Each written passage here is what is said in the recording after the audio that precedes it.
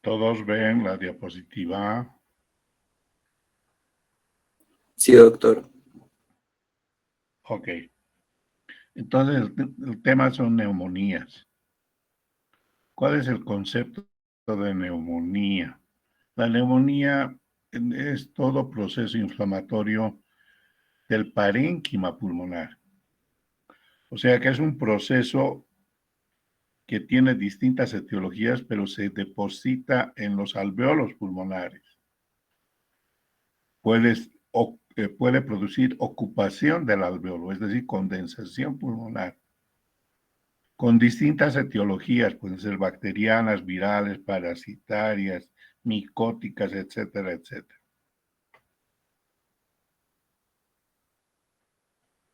Si hay alguna pregunta, me interrumpen, no hay problema.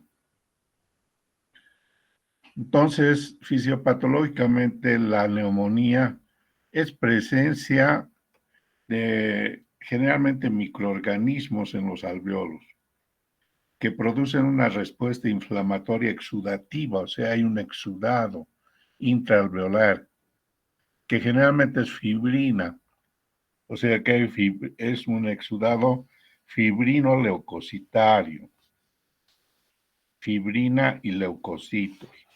Y además los gérmenes o los microorganismos que producen la neumonía están ubicados dentro de los alveolos. Por lo tanto, el alveolo pulmonar pierde su elasticidad en primer lugar, aumenta de peso el pulmón y por eso se llama condensación pulmonar. Produce una condensación pulmonar. Ahí están, por ejemplo, una neumonía lobar, que es de un lóbulo, el lóbulo superior, el lóbulo, perdón, el lóbulo inferior derecho aquí. Toda esta zona es condensación pulmonar. El pulmón ha perdido su elasticidad, ha aumentado de peso y cuando es a focos múltiples, la condensación a focos múltiples, no en un solo sector, no en una sola localización, sino múltiple localización, se llama bronconeumonía, focos múltiples. En la anatomía patológica podemos encontrar primero que existe una congestión vascular al principio del proceso de condensación. Aumenta la vascularidad y entonces el parénquima pulmonar está congestionado. Después, esa congestión permite la migración de glóbulos rojos al alveolo, es decir, al parénquima pulmonar, como están viendo ustedes en esta parte, ¿no? Donde está la flecha. Entonces eso se llama hepatización roja. Y después se produce un incremento de las células blancas y especialmente los neutrófilos que invaden la lesión, invaden la cavidad alveolar comprometida con el proceso y se produce lo que se llama la hepatización gris. Y posteriormente, cuando ya inmunológicamente y con el tratamiento se supera esa presencia de microorganismos y el aparato el aparato defensivo de los alveolos, los macrófagos alveolares producen fagocitosis y se repara el tejido, entonces le llamamos la cuarta etapa, que es la reparación. Por lo tanto, esas son las 4 etapas anatomopatológicas que se producen en una condensación pulmonar, que a su vez produce ocupación alveolar y se llama neumonía. La neumonía es consecuencia entonces de la proliferación de microorganismos a nivel del alveolo. Ahí está un pulmón de un paciente fallecido por neumonía, que se le hizo la autopsia, se saca el pulmón, fíjense ustedes, esta parte del pulmón, la parte superior del pulmón, se parece al hígado, por eso se llama hepatización. Entonces hay un número, o sea, la lesión neumónica depende del número de microorganismos multiplicado por la virulencia de estos e inversamente proporcional a la resistencia natural o a la resistencia adquirida. La resistencia natural es propia del organismo del huésped y la resistencia adquirida puede ser por vacunas, ¿no? O sea, vacunas contra los virus o contra el neumococo, por ejemplo. Epidemiológicamente, la mortalidad global en nuestro medio es 14%. De la neumonía ambulatoria, el 1% de los pacientes que hacen tratamiento ambulatorio para neumonía puede fallecer. En los hospitalizados, del 6% al 14%. Y de los ingresados a UTI, casi el 50% fallece. La mortalidad a medio y a largo plazo es alta también. 8% a los 90 días, 21% al año y 36% a los 5 años.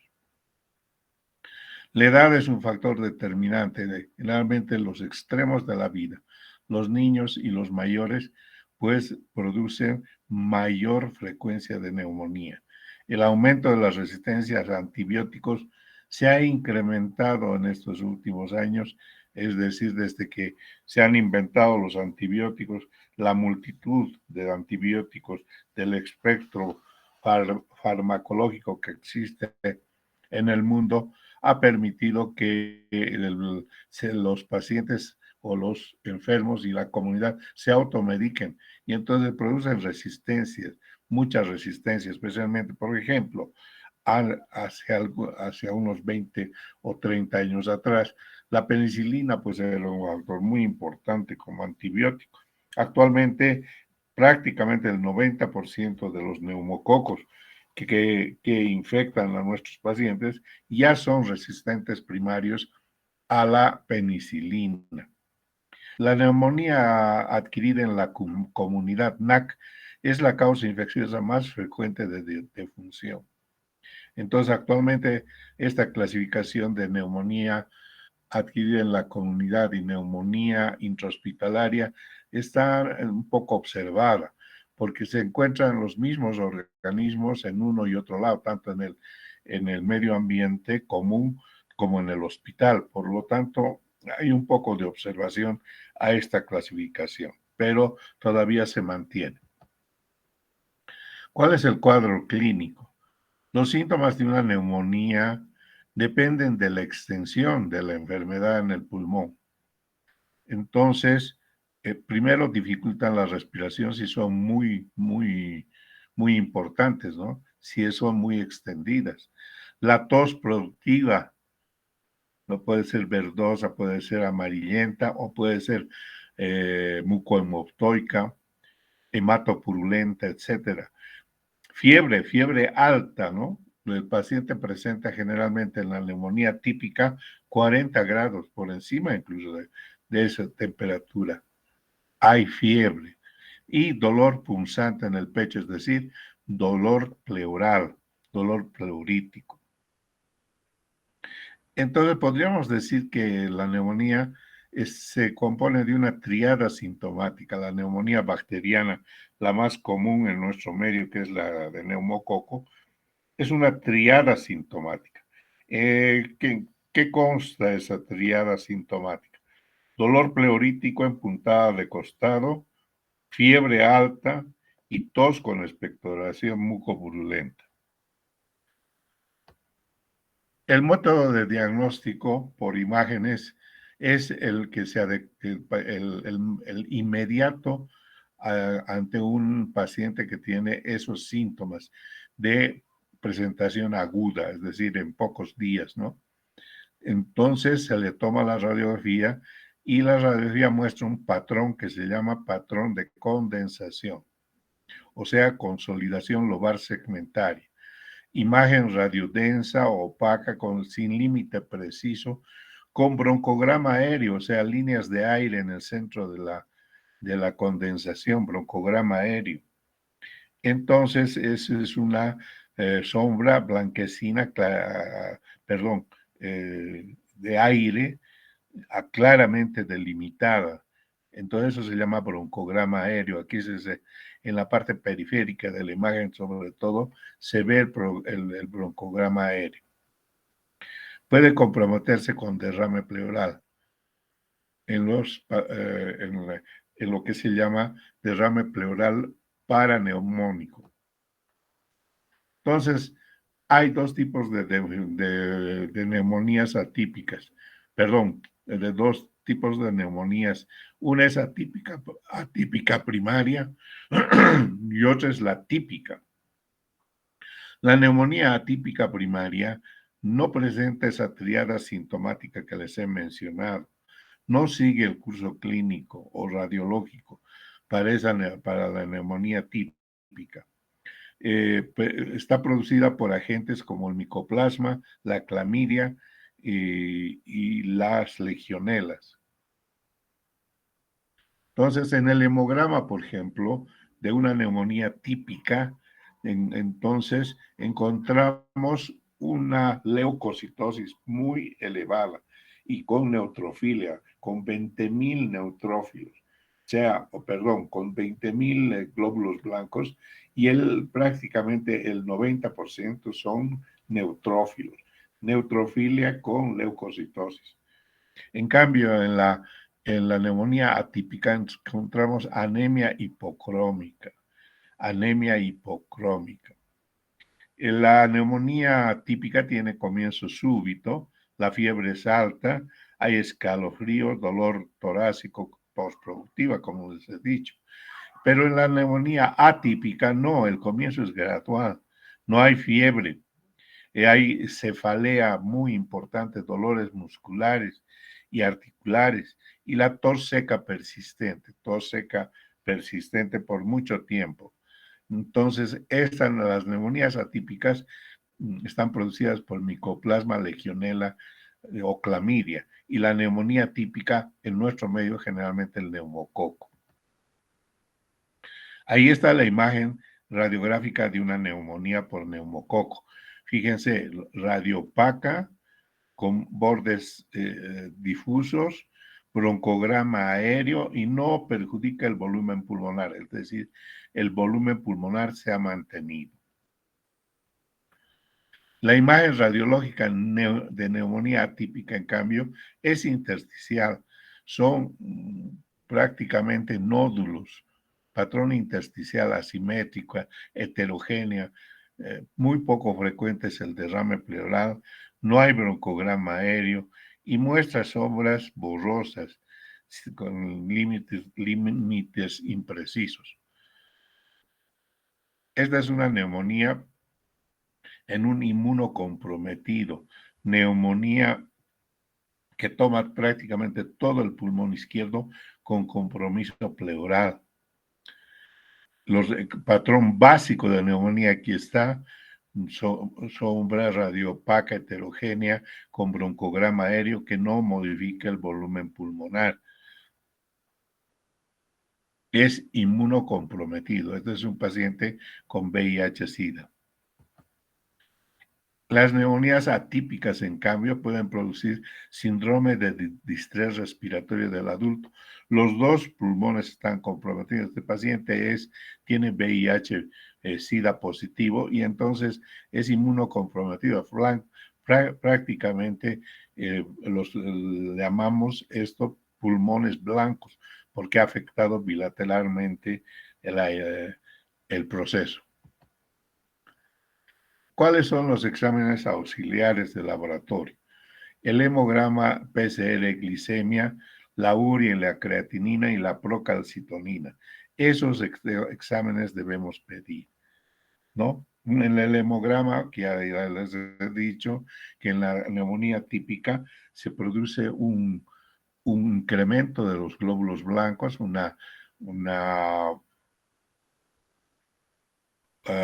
aumento por encima de los 20,000 glóbulos blancos, una leucocitosis con 90% de neutrófilos. El PCR es positivo, La glicemia siempre hay que pedir porque la comorbilidad más importante en nuestro medio que acompaña a la neumonía es la diabetes. Hay que pedir urea creatinina para ver el compromiso renal y si hubiera la posibilidad de pensar en una diseminación hematógena, es decir, en una septicemia por la neumonía, hay que pedir procalcitonina. Ustedes saben que la procalcitonina es una hormona que se produce cuando hay un proceso infeccioso generalizado en el organismo. Entonces, procalcitonina, importante. Y se aplica un score, se aplica el score de CURP. Sirve para predecir la mortalidad de un paciente mayor de 30 años que ha sido diagnosticado con neumonía. Abarca 3 grupos de riesgo y se le asigna el puntaje. Dependiendo del puntaje obtenido, es el riesgo de mortalidad adquirida y cuál debería ser nuestra conducta. Entonces, el CURP, la C de CURP, es la confusión. Paciente que se presenta con confusión, se le pone un 1 de puntaje. La urea mayor a 44 milímetros por decilitro también se le pone 1. La frecuencia respiratoria es R, la R de CURP. Frecuencia respiratoria mayor de 30 minutos se pone 1. La B es presión arterial. Entonces, cuando la presión arterial es menos de 90, 60, sobre todo la diastólica, la presión arterial diastólica menor a 60, se le pone un punto. Y si el paciente tiene más de 65 años, se pone un punto también. Por lo tanto, hay que sumar 5 como número máximo. Ese paciente entra a terapia intensiva. Aquí están los puntos por cada uno de lo que les he mencionado: confusión, la urea, la frecuencia respiratoria, la presión arterial y la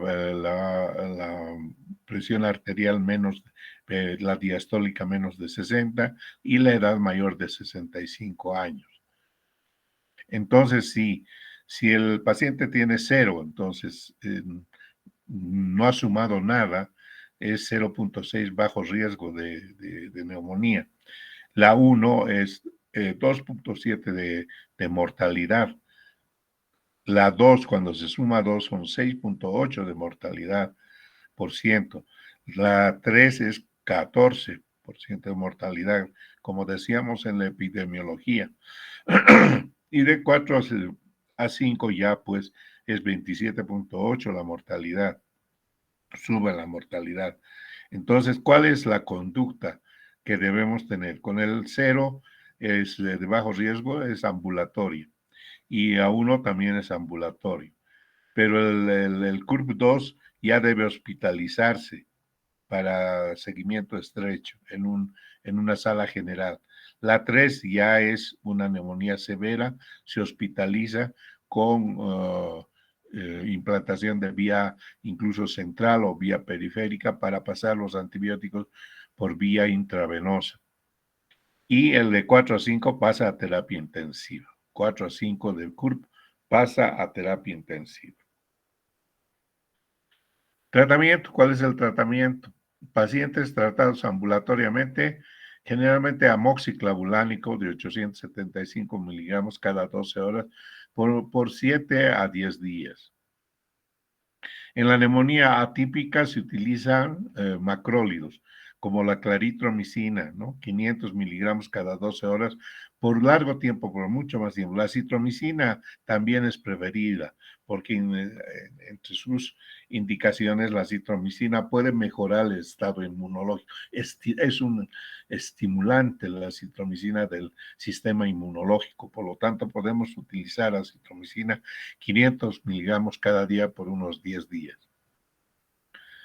Los pacientes tratados en hospital generalmente se tratan con antibiótico terapia empírica, porque no se puede pedir cultivo, es muy difícil determinar al cultivo. Todos los estudios nacionales e internacionales nos demuestran de que es muy difícil identificar rápidamente el germen. Y como sabemos que la neumonía neumocócica es la más frecuente, pues iniciamos cefalosporinas de tercera generación unidos a macrólidos o también unidos a fluorquinolonas como la levofloxacina para completar el esquema de tratamiento tanto para gram positivos como para gram negativos durante unos 3 días en hospitalización. ¿Cuáles son las complicaciones más serias de las neumonías? Las complicaciones se clasifican en torácicas y extratorácicas. Las torácicas son derrame pleural, el empiema, la pericarditis y la endocarditis. Las extratorácicas pueden ser meningitis, nefritis, encefalitis, artritis, gastritis. Pero la más grave, la que pone en peligro la vida del paciente, es la septicemia, o sea, la diseminación hematógena del germen. Por lo tanto, si la procalcitonina está muy elevada, ese paciente es candidato a septicemia. Entonces hay que tomar todas las precauciones necesarias para evitar que la diseminación pueda producir alta mortalidad. Entonces, la prevención es la prevención más importante, se hace con vacuna antineumocócica, contiene más polisacáridos bacterianos de los 23 serotipos de neumococos, responsables del 90% de nuestras neumonías. Cada 2 años o cada 3 años. Los pacientes epocosos, los mayores de edad, los niños, están obligados a vacunarse contra la neumonía neumocócica. La vacuna contra el coronavirus, por supuesto, contra la influenza, el H1N1, se debe administrar todos los años. Y las vacunas a grupos de riesgo de la población, muy importante.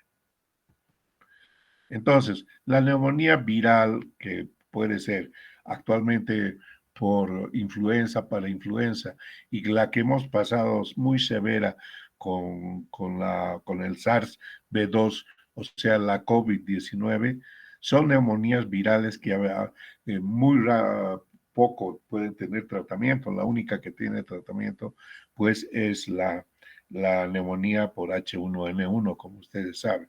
Las demás, pues no tienen tratamiento antiviral, solamente tratamiento para proteger al paciente de los síntomas y evitar que pase a ser una neumonía bacteriana.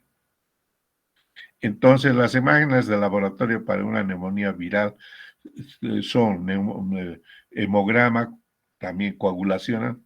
El dímero D hay que pedir porque se producen microembolias pulmonares por los virus. La ferritina, electrolitos, gasometría, examen general de orina. Ese es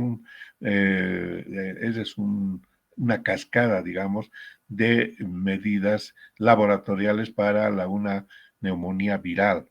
El panel viral debe ser reconocido por hisopado faríngeo. Entonces, se reconocen los síntomas, por ejemplo, entre una gripa simple y ya para pasar a neumonía, cuando existe escalofríos, tos, dolor de cuerpo, entonces el paciente está sin apetito, fiebre alta, la neumonía pura y es fiebre alta, dolor torácico y, y expectoración, tos con expectoración. Los tipos de neumonía con COVID-19 en los pacientes, bueno, a esto felizmente ya lo hemos controlado en un 90%, pero todavía el coronavirus se mantiene y hay pacientes con coronavirus que pueden presentar neumonía actualmente. Entonces hay que confirmar la neumonía leve con generalmente en imágenes con tomografía computarizada, no con radiografía solamente, sino con tomografía. La neumonía grave por COVID y por otros virus presenta desaturación, sea por debajo de 90 de la saturación de oxígeno. Y estos pacientes presentan una insuficiencia respiratoria severa que obliga a internar a los pacientes en terapia intensiva sobre todo cuando el CURP 65 es mayor de 2 o de 3. Entonces ahí está, fíjense, esta es una tomografía con una neumonía, en una neumonía viral por coronavirus, así, con un vidrio deslustrado. Imágenes en vidrio deslustrado, periféricas, muy pegadas a la pleura, muy pegadas a la pleura basal de los lóbulos inferiores. La radiografía no muestra mayor daño, fíjense, las radiografías parecen normales, pero si se hace una tomografía, presenta esta imagen, ¿no? Imagen en vidrio deslustrado, vidrio empavonado. Las neumonías de lenta resolución son las neumonías que, estando internado el paciente, no se resuelven en 7 días. Entonces, esa neumonía es de lenta resolución. ¿Cuáles son los factores que producen este tipo de neumonías? Pueden ser factores de tabaquismo, edad muy avanzada, afectación multilobar, fiebre o leucocitosis persistente, alcoholismo. El alcoholismo en nuestro medio es muy importante para estas neumonías de lenta resolución. La diabetes, enfermedad pulmonar obstructiva crónica, insuficiencia renal crónica, insuficiencia cardíaca congestiva.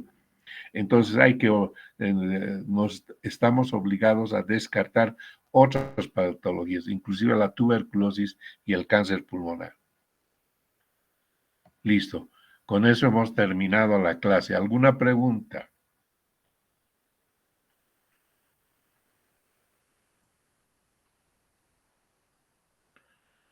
¿Preguntas? Bueno, no hay preguntas.